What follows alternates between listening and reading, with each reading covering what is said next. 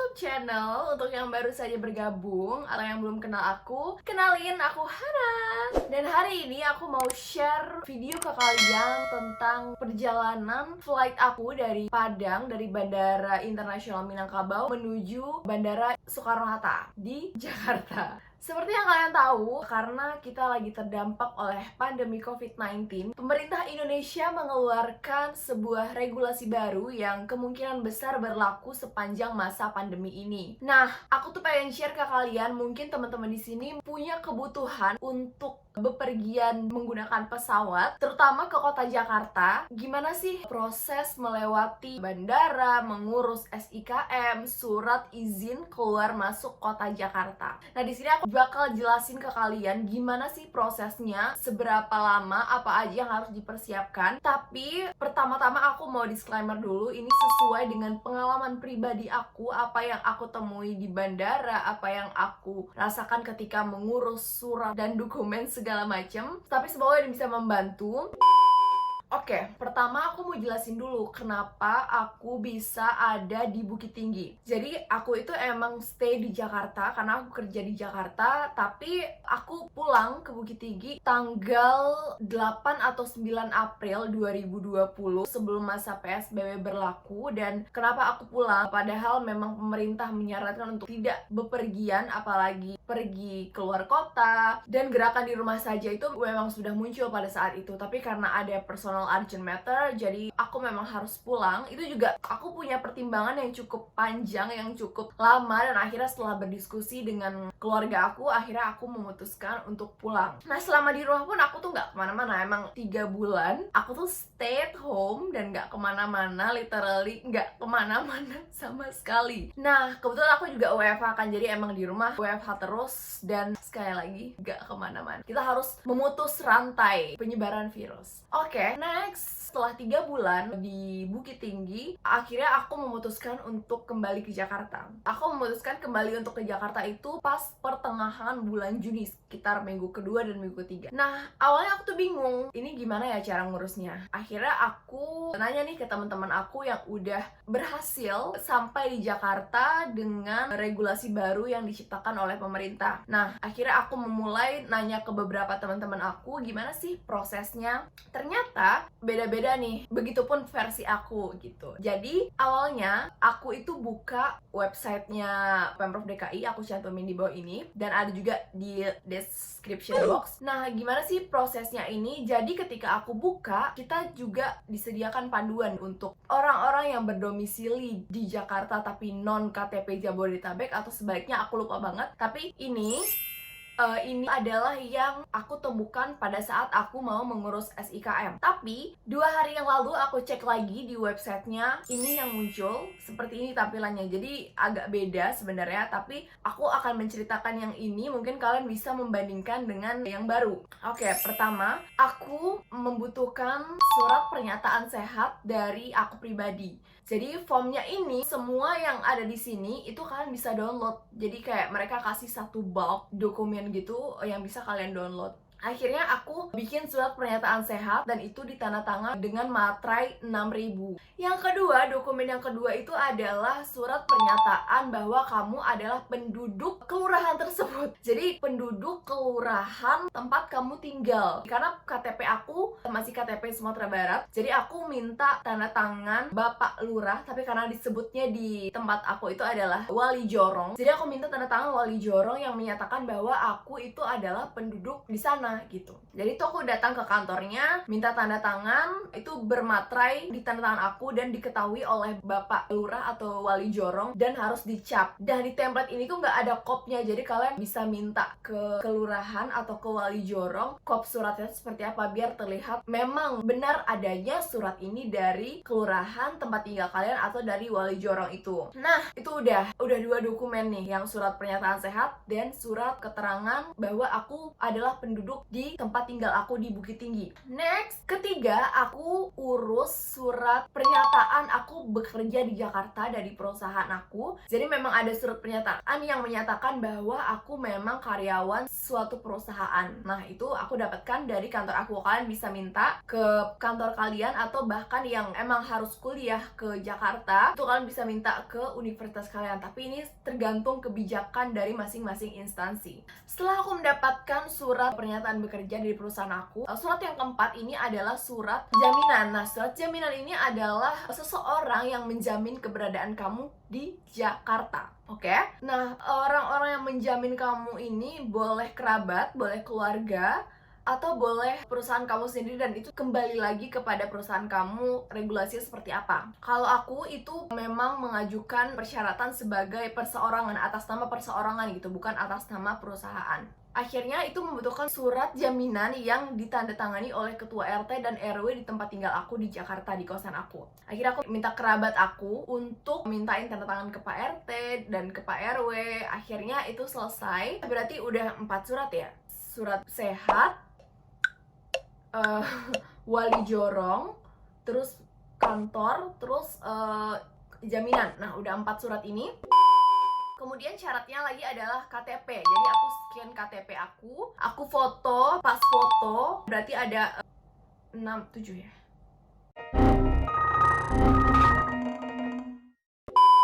7 atau 6 dokumen yang harus kalian kumpulkan. Lalu, setelah dokumen ini lengkap, aku submit ke web yang tadi, yang ini. Aku submit web ke sini, klik urus SIKM, terus aku isi semua data-datanya. Pastikan data tersebut adalah benar dan valid. Terus akhirnya aku pilih ini perjalanan untuk berulang, karena aku kan memang akan ke Bukit Tinggi lagi, tapi aku nggak tahu kapan. Tapi yang pasti aku akan lama banget stay di Jakarta, karena belum ada kebutuhan untuk pulang lagi. Akhirnya aku pilih perjalanan berulang, dan di situ akan diminta hasil PCR. Kalian boleh submit hasil yang tes, swab, atau yang rapid. Tapi untuk swab ini berlakunya 7 hari. Kalau untuk yang rapid ini berlakunya 3 hari. Dan perbandingan harganya juga memang cukup jauh. Kalian bisa tanya ke masing-masing rumah sakit di daerah kalian.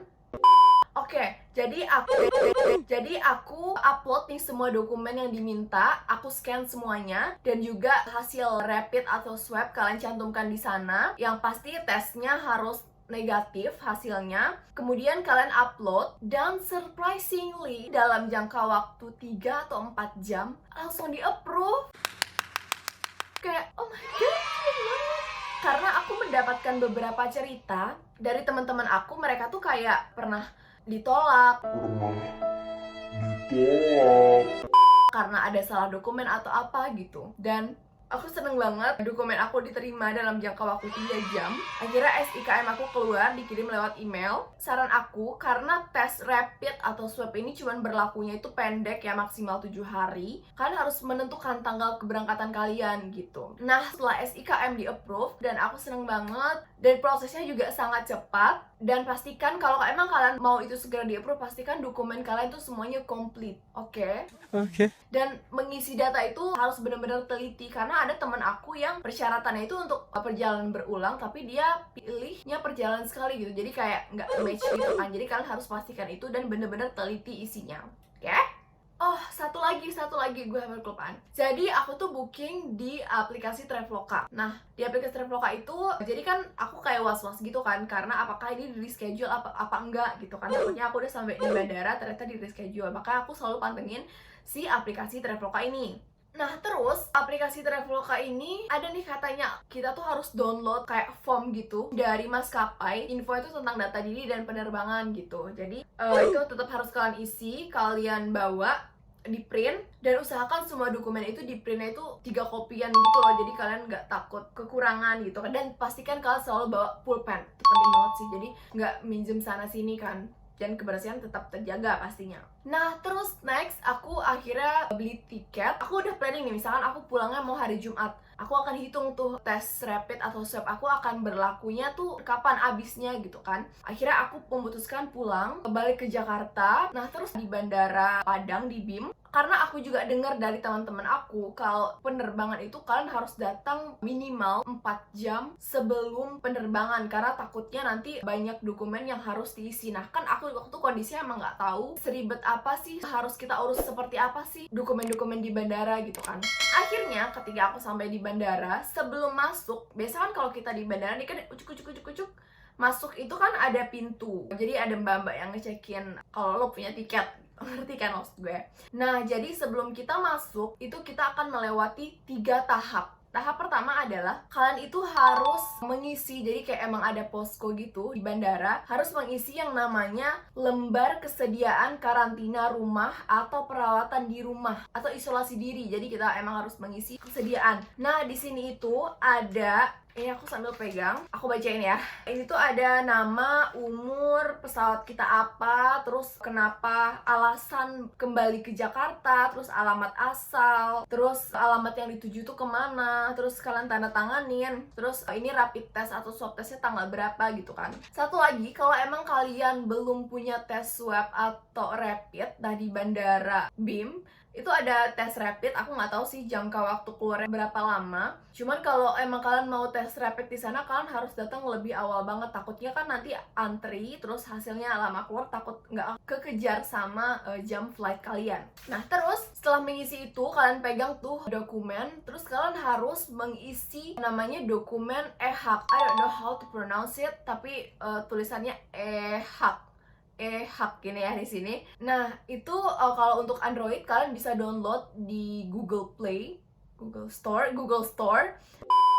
EHAK itu akan bisa kalian download, tapi kalau untuk kalian pengguna iPhone itu bisa lihat di Safari, kalian ketik EHAK Indonesia. Nah itu kalian ketik aja tuh di paling atas, nanti kalian sign up dulu, kalian isi data-data kalian ke sana, terus setelah berhasil kalian capture, karena di situ nanti ada barcode-nya. Nah itu tuh yang kalian pegang sampai kalian di Jakarta, selain surat ini tadi. Nah selanjutnya masuk nih tahap pertama, lolos. Tahap pertama itu paling ngisi sekitar 20 menitan lah ya. Masuk lagi, masih ada 2 tahap lagi. Nah tahap selanjutnya ini adalah kita harus menunjukkan dokumen ini lagi, bukti bahwa kalau kita emang udah mengisi dan menunjukkan EHAK tadi, dokumen yang pokoknya surat yang udah kalian isi dalam bentuk digital, kalian tunjukin, dan hasil rapid atau swab kalian tunjukin, nanti akan dicap valid sama petugas yang di sana. Terus nanti kalian juga akan diukur suhu badan. Oke, setelah selesai, dilihat lagi nih kelengkapan suratnya. Nah ini tahap terakhir, dilihat apakah lengkap, semuanya udah ada, tapi SIKM belum diminta nih. Oke, jadi aku kayak, oke, mungkin nanti kali ya pas mau check-in. Nah, kemudian setelah aku diperiksa semuanya, melewati 3 tahap tadi, 3 posko, akhirnya aku masuk, tiket aku di check-in, udah. Terus naruh barang tuh, ngelewatin barang tuh kan yang pakai mesin, ya kan? Terus akhirnya aku check-in. Nah, di check-in ini diliatin tiket kalian dan hasil swab atau rapid test. Nah, itu akan di-check-in sama petugasnya. Oke, udah, kalian bisa langsung ke ruang tunggu. Terus aku masih berpikir, SIKM-nya di mana nih? apakah memang regulasinya berubah kalau SIKM tuh nggak dibutuhkan lagi gitu kan? Tapi tenang, aku kayak masih penasaran nih selama perjalanan. Next, akhirnya aku sampai di ruang tunggu itu jam setengah 10, jadi makan waktu 1 jam lah untuk mengurus ini. Tapi prosesnya itu sama sekali nggak lama, sama sekali nggak ada kayak ditanya-tanya, asalkan dokumen kita lengkap, itu pasti berjalan sangat mulus. Dan di ruang tunggu itu emang cukup sepi sih, dan sudah diterapkan social distancing, jadi boleh duduk, nggak boleh duduk. Oke. Lo akan merasa aman setiap lo duduk ya, jadi nggak takut berdesak-desakan. Nah, tetap gunakan masker. Gue sepanjang perjalanan nggak buka masker sama sekali dan nggak pegang muka, berusaha mengurangi pegang muka, dan gue selalu bawa hand sanitizer. Oke, next selanjutnya itu adalah di pesawat itu juga social distancing. Jadi kalau di pesawat itu kan tiga kolom gitu kan, 3 kursi gitu, tapi bagian tengahnya sekarang udah kosong, jadi tetap social distancing. Keren banget. Terus udah nih gue terbang seperti biasa, nggak ada yang berubah. Tapi ada yang berubah ketika lo mau turun pesawat. Nah biasanya kan kalau turun pesawat itu kan ada orang-orang yang emang tim, ya udah aku nanti aja nih belakangan, yang lain duluan. Aku tuh tim yang itu tuh kayak ya silahkan duluan gitu, aku belakangan aja. Nah tapi sekarang si maskapai yang gue naikin ini, mereka benar-benar menerapkan tata cara keluar yang baik dan benar. Jadi yang diutamakan itu kelas paling depan duluan nih, itu kan cuma sedikit tuh. Nah abis itu kelas ekonominya nih yang 5 baris keluar, 5 baris keluar gitu. Jadi kayak lo gak usah takut berdesak-desakan gitu. Jadi selama belum disuruh berdiri sama pramugarinya, lo jangan ambil bagasi dulu. Jadi itu kan karena emang mengganggu kan, takut dempet-dempet gitu kan. Jadi ketika waktunya kita keluar, barulah kita diperbolehkan untuk mengambil bagasi. Oke, setelah turun dari pesawat, aku ambil bagasi seperti biasa. Nah, aku tuh masih bingung nih. Loh ini SIKM di mana ya gitu kan? Kenapa nggak diminta gitu? Nah, akhirnya setelah ambil bagasi, sebelum menemukan pintu exit di bandara, ada posko nih. Pas banget di perbatasan pintu exit. Ada posko, jadi ada bapak-bapak petugas yang memang memeriksakan SIKM. Jadi dilihat tuh Punya SIKM apa enggak? Hasil rapidnya mana? gitu. Jadi kalian akan ditanya, oh disinilah tahap SIKM itu dibutuhkan. Nah udah, akhirnya itu SIKM sama bapaknya, terus kita diminta foto memegang SIKM. Terus udah deh, nggak sulit sama sekali, asalkan dokumen kalian lengkap, semuanya pasti lancar-lancar jaya. Nah tapi aku tetap sarankan sih, kalau untuk kalian yang belum punya kebutuhan mendesak untuk flight, aku sarankan kalian please stay at home. Karena rumah itu emang bener-bener aman banget. Kalian cuman berada di circle kalian yang selama karantin, jadi penularan itu benar-benar sangat kecil ya kan. Nah, tapi untuk yang punya kebutuhan mendesak, kalau dalam perjalanan selalu jaga kesehatan, selalu jaga jarak dengan orang-orang lain, dan selalu utamakan jangan memegang muka, bawa hand sanitizer, cuci tangan sesering mungkin. Semoga video ini membantu. Ini benar-benar apa yang aku alamin ketika aku flight kemarin. Semoga membantu. Jangan lupa subscribe, like, and comment. Kalau kalian ada pertanyaan, boleh komen di bawah. Nanti aku akan bantu jawab sesuai dengan pengalaman pribadi aku. Oke, sekian dulu video hari ini. Semoga bermanfaat. Jangan lupa share untuk teman-teman yang membutuhkan info ini. Semoga bisa membantu. See you on the next video.